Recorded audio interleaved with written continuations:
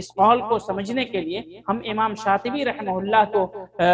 ان کے قول کو پڑھتے ہیں، کیونکہ انہوں نے اس قول کی شرح کی ہے اور فرمایا کہ علی رضی اللہ عنہ نے اس قول کے اندر احتیاط کی طرف اشارہ کیا ہے کہ انسان اپنے دین کے اندر احتیاط برتے،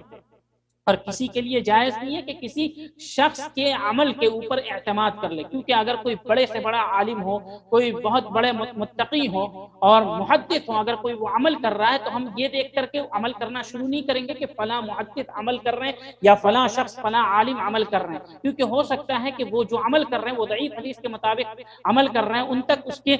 اس عمل کے تعلق سے، اس کے ضعف کے تعلق سے خبر نہ پہنچی ہو، تو ہمارے لیے کسی عالم کا عمل دلیل نہیں ہے کہ ہم اس پر اعتماد کر کے عمل کرنا شروع کر دیں، بلکہ امام شاطبی رحمہ اللہ فرماتے ہیں وَلِذَلِكَ قِيلَ لَا تَنظُرْ إِلَىٰ عَمَلِ الْعَالِمِ وَلَكِنْ سَلْهُ يَصْدُقْكَ، کہ عالم کے عمل کی طرف نہ دیکھو بلکہ اس عالم سے سوال کرو، تب وہ چیزیں بتائیں گے جو سنت ہوگی، جو نبی صلی اللہ علیہ وسلم کی حدیث ہوگی، پھر اس حدیث کے جو میزان، اس حدیث کے مطابق اس عمل کو پرکھ کر کے دیکھیں، اگر وہ صحیح حدیث کے مطابق عمل ہے تو آپ کریں، اور اگر نہیں تو آپ چھوڑ دیں۔ تو عالم کا عمل چاہے وہ جتنے بڑے بھی عالم ہوں، ہمارے لیے حجت ہمارے لیے صرف اور صرف نبی اکرم صلی اللہ علیہ وسلم کی صحیح سنت ہے۔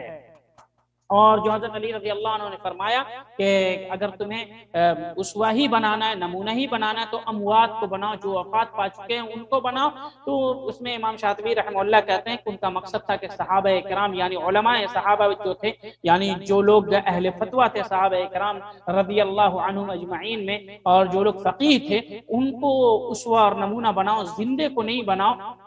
اور کیوں نہیں بناؤ زندے کو؟ تو اس کے تعلق سے عبداللہ بن مسعود رضی اللہ عنہ کہتے ہیں فَإِنَّ الْحَيَّ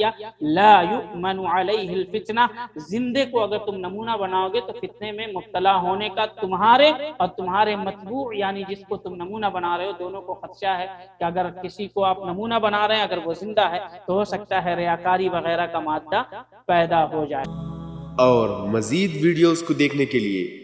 آپ ہمارے YouTube چینل کو سبسکرائب کریں۔ فجزاکم اللہ خیرا۔